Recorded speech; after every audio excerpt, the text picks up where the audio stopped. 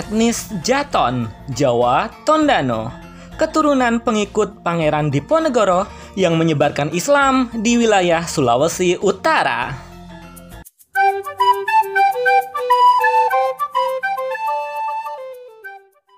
Bismillah, assalamualaikum guys. Ketemu lagi dengan channel Cah Solo. Yo guys, pernahkah kalian berkunjung ke Sulawesi Utara, daerah yang mempunyai keragaman etnis dan agama, namun penduduknya hidup secara harmonis dengan semboyan Torang Samua Basudara atau kita semua bersaudara. Agama terbesar di Sulawesi Utara adalah Nasrani yang dianut oleh orang-orang Minahasa dan Sangir Talaut. Dan agama Islam juga mempunyai penganut yang signifikan, utamanya dari orang-orang suku Mongondo. Dan ada juga loh guys yang bernama Jaton atau Jawa Tondano. Mereka bukan suku Minahasa, bukan juga suku Jawa, namun perpaduan antara keduanya. Bahkan sebelum agama Nasrani dianut secara luas oleh orang-orang Minahasa, orang-orang Jawa sudah lebih dulu mengenalkan agama Islam di wilayah Tondano. Bagaimana ceritanya?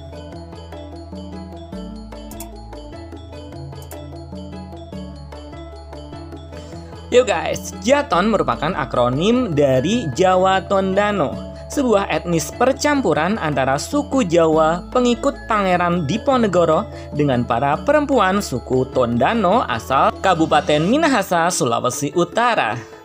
Awalnya orang-orang Jaton terpusat di wilayah Kampung Jawa, Kecamatan Tondano Utara, Minahasa. Namun kini mereka telah tersebar di wilayah Sulawesi Utara hingga Gorontalo. Munculnya istilah Jaton atau Jawa Tondano ini guys berawal saat Pangeran Diponegoro dibuang penjajah Belanda ke Manado pada tahun 1830. Bersama pengikutnya yang dipimpin oleh Kiai Mojo, mereka beberapa kali pindah tempat pengasingan. Tak lama kemudian Pangeran Diponegoro dipindah ke Ujung Pandang atau Makassar sampai akhir hayat beliau pada tahun 1855. Kemudian guys, tersisalah Kiai Mojo dan para pengikut beliau yang berjumlah sekitar 63 orang yang semuanya laki-laki. Setelah beberapa kali berpindah tempat pengasingan, Kiai Mojo menetap di tepian Danau Tondano, Minahasa. Para pengikut Kiai Mojo ini guys, kemudian menikahi para perempuan asli Tondano hingga beranak pinak sampai sekarang. Dari situlah muncul istilah Jaton atau Kampung Jaton, Jawa Tondano. Kiai Mojo kemudian wafat pada tahun 1849 dan dimakamkan di Kampung Jaton yang kini masuk Kecamatan Tondano Utara, Minahasa. Selanjutnya guys, penghuni Kampung Jawa Tondano kemudian tidak hanya orang-orang Jawa keturunan Kiai Mojo dan pengikutnya saja.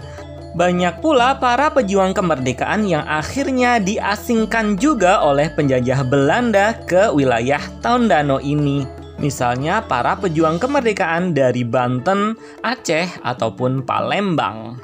Mereka kemudian berbaur dengan penghuni Kampung Jawa.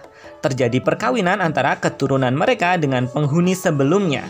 Sehingga selanjutnya mereka membentuk sebuah ras baru di Minahasa ini yang disebut dengan Jaton atau Jawa Tondano. Kiai Mojo dan para pengikutnya ini guys yang kemudian mengenalkan agama Islam di wilayah Minahasa ini pada tahun 1830-an.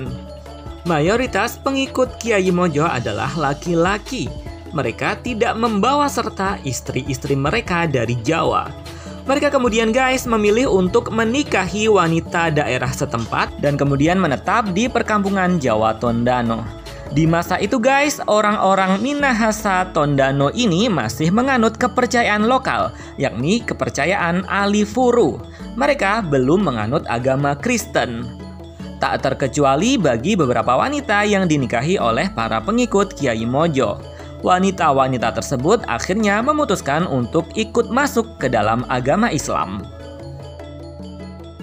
Sebagai penganut agama Islam yang patuh, Kiai Mojo dan para pengikut beliau pun membutuhkan tempat ibadah yang baik.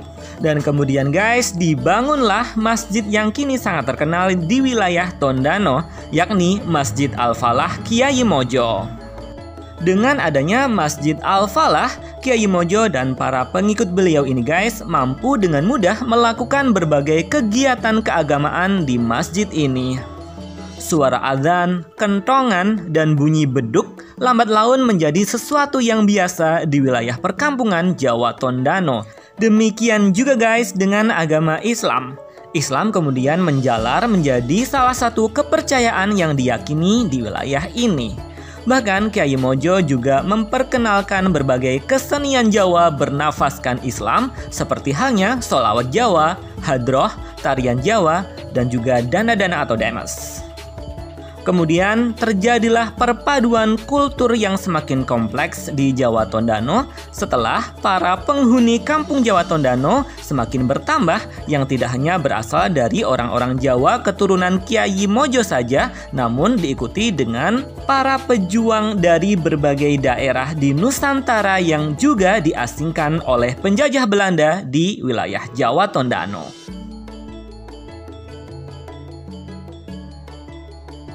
Saat ini guys, orang-orang Jaton atau Jawa Tondano bukanlah penutur bahasa Jawa, tidak seperti leluhur mereka dahulu.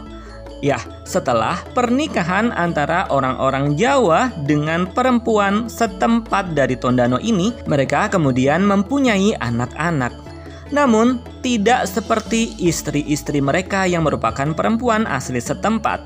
Orang-orang Jawa yang kebanyakan adalah laki-laki tidak mempunyai waktu yang banyak untuk mengurus anak-anak mereka karena mereka harus bekerja di ladang. Jadi, anak mereka lebih sering bersama ibu mereka dan berbicara dalam bahasa ibu mereka, yakni bahasa Minahasa. Namun beberapa kosakata bahasa Jawa masih dipakai juga di Jawa Tondano. Misalnya kata sego untuk nasi, kata wedang untuk minuman, kata wis untuk sudah, kata njero untuk dalam, dan lain-lain.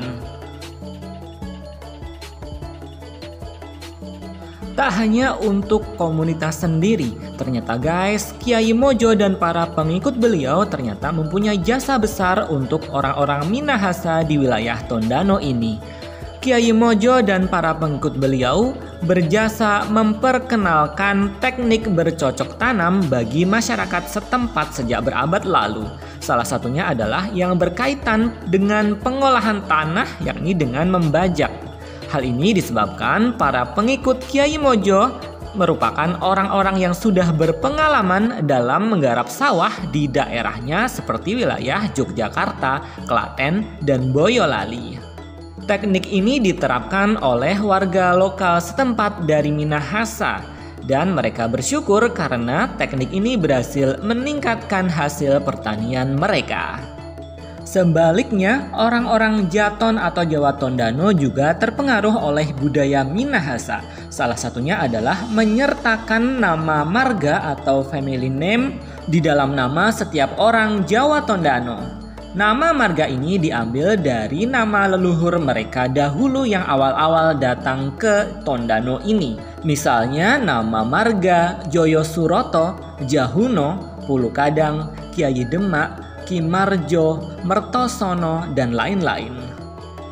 Hingga saat ini warga keturunan Jawa Tondano masih menjalankan beberapa tradisi Jawa, misalnya Midodareni atau Bidodareni, yakni saat prosesi pernikahan bagi calon mempelai perempuan.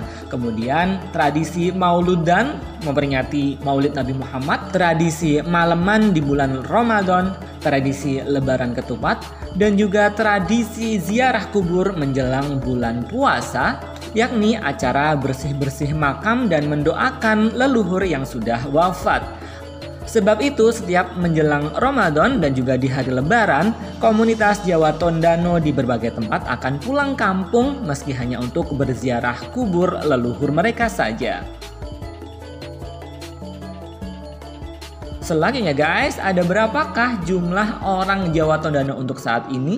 Nah, diperkirakan jumlah etnis Jawa Tondano atau Jaton ada lebih dari 50.000 orang. Dengan rincian sekitar 5.000 orang menetap di Kampung Jawa Tondano Utara Minahasa, Kemudian sekitar 20.000 orang tersebar di beberapa wilayah Minahasa seperti Manado, Pinaleng, Sarongsong, Bitung, Tumpaan, dan lain-lain. Kemudian 25.000 orang lebih ada di luar wilayah Minahasa seperti Gorontalo, Maluku, Jakarta, dan beberapa wilayah lain di Indonesia.